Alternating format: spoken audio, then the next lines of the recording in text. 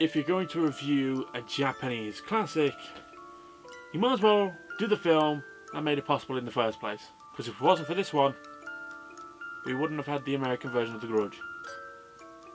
Seriously.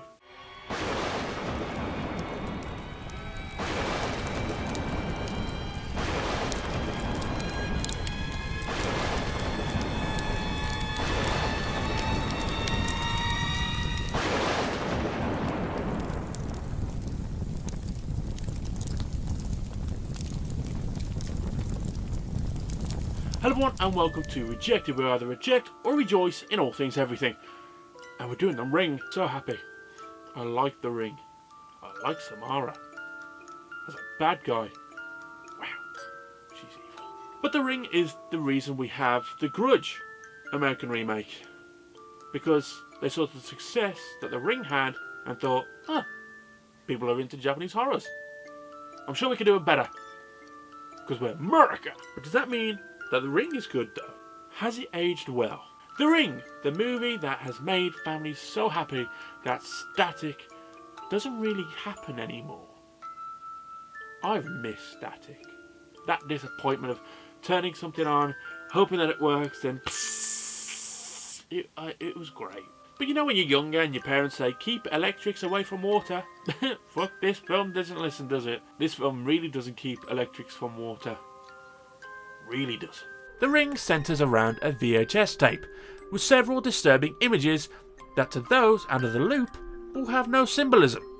But once the tape is finished, a phone call leaves you with just 1 week to find a way to survive an inevitable death. Starring Naomi Watts and Martin Henderson, this film is probably the one that people most relate to Naomi Watts. She is in quite a few things, but in early days, The Ring. This does have a positive response from the majority. A lot of people still love this film. So, it's time we find out just what The Ring has in store for us. A journalist investigates a mysterious videotape found after the death of her niece. But after viewing the disturbing visuals, she soon discovers that not all things are for viewing pleasure. Let's get on with it. Katie and Becca are watching TV when they start talking about a videotape. And once you've seen it, your phone rings. And the voice tells you you will die in 7 days. But Katie's shook. She's seen it. But it can't be real. Can it? Until the phone rings. Hi, Mom. It's just a mom. She'll be fine. God, I miss static. But whatever this girl has seen has her jumpy. Can't be anything too bad. Can it? What the holy mother of Jesus' belly button was that? Why did her face do that? That's not pleasant. So we meet Rachel and Aidan. Rachel and Aidan, who have recently lost Aidan's cousin Katie. The girl from the beginning with the... But it would seem that Aidan has something special about him. And for a boy his age, he sure is fascinated by death. Surprisingly, Aidan has some kind of medium skills. Mary loves dick. Not that kind. Rachel's sister asks her to look into this, as she's a journalist and can probably do some research. See if there's anything weird going on. Oh, and Becca is now institutionalised. Of course you are. After seeing that, I'd be. Jesus, then again, if I saw my mate probably like that, it's probably just my mate. Oh, and Katie's boyfriend Josh is also dead from an apparent suicide. After finding a slip from photo prints, one picture hasn't come out right, and all those in the photo died on the same night at the same time. So she visits the location that the photo was taken. One tape stands out. What a surprise! It's the one without a case and it's just there. It's that kind of trope where you look at something and it just stands out for no reason whatsoever. It just catches your eyes if you're supposed to notice it. Like, if it's just there and you've just casually picked it up, fine. Like, Chamber of Secrets. When Lucius Malfoy drops the diary into Ginny Weasley's cauldron, you hardly notice it. Actually, you don't notice it. It's only when you go back and watch it a second time that you notice that he put it there. Because you're actually paying attention to the stuff he's picked up and then the stuff he puts back. That's clever. But this way, it's just there. All the others are nicely piled, and this one's just there on its own, slanted with no case. It's just there. Just there. But I do like the cinematography though. How the room goes red through the leaves of the tree when she watches the tape, and then when it finishes, she's left in the dark. just like Samara, but from then on, we're counting down the days. Day 1. Kids, this is a VHS tape. VHS tapes were awesome because you actually had to put the effort in to rewind it. Rachel decides to show Noah her ex and Aiden's father. Why? Then again, no, strike that, go back. Why would you show it? I mean, think about it. First she dooms herself, so she's going to die in 7 days, and now she showed him, he's going to die in 7 days. Well, what about Aiden? They're just going to leave him. Parenting 101. But I do like the visuals showing how dependent we are now on television and how easily we are to be consumed by it. It makes you look at They Live and think, yep, there's definitely aliens.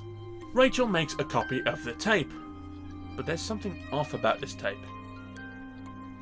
But this is when things start to get interesting. As we hit day 3, we see Becca, who can't even walk past the TV in the foyer of the mental institution that she's in now without it being obstructed from her view. Fair enough. Understandable. Rachel analyses the tape and discovers that it is hiding a lot more than the eye can see. This tape needs investigating. She finds the location of the lighthouse and discovers a familiar face had a few issues. Anna Morgan. Remember that name? She's key. Anna Morgan jumped to her death, but now Noah is starting to see things as well. That's okay. Rachel, you just have a glass of water there. Clear your throat. Or not. Holy shit, we finally get to see Samara. We have not seen Samara yet in the film, and I'm happy about that. And we finally get to see her.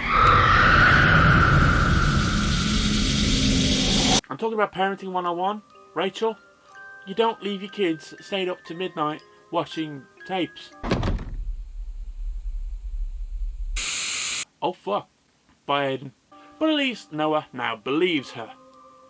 But with 1 day to go. I mean, he's cutting it close, isn't he? What a prick. The more Rachel learns about Anna Morgan, the more the content on the tape starts to make sense. Anna used to train horses, until a lot of them ended up dead. Well, that was decades ago. So I'm guessing horses are now safe? Maybe not. But Rachel goes to see Richard Morgan, Anna's ex and Samara's father. And it is so good to see Brian Cox. It is. I love Brian Cox. I mean, for those of you who don't know, he was Hannibal Lecter before Hannibal Lecter became Hannibal Lecter. He knows about the tape, but he isn't in the mood to talk.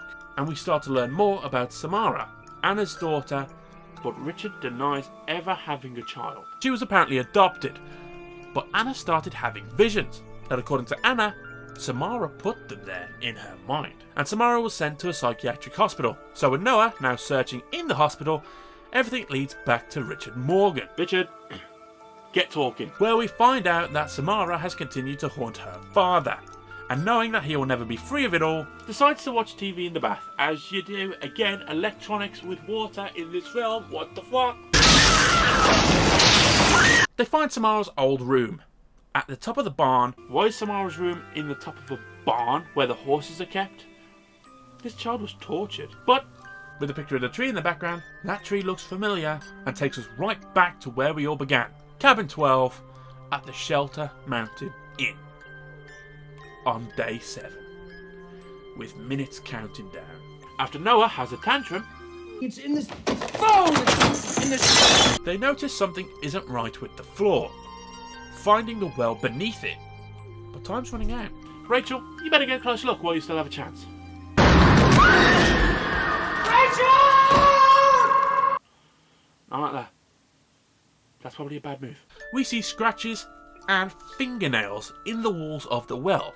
Someone was trying to climb out. Here we go.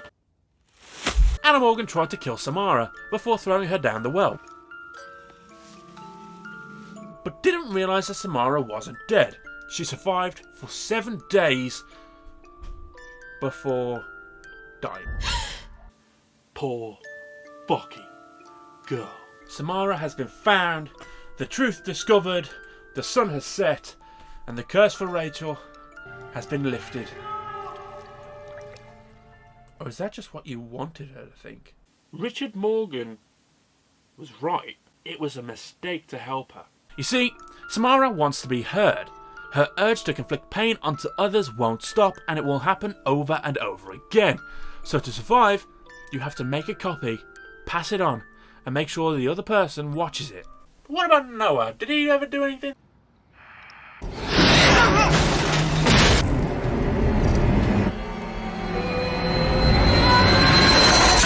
It's brilliant. It's iconic.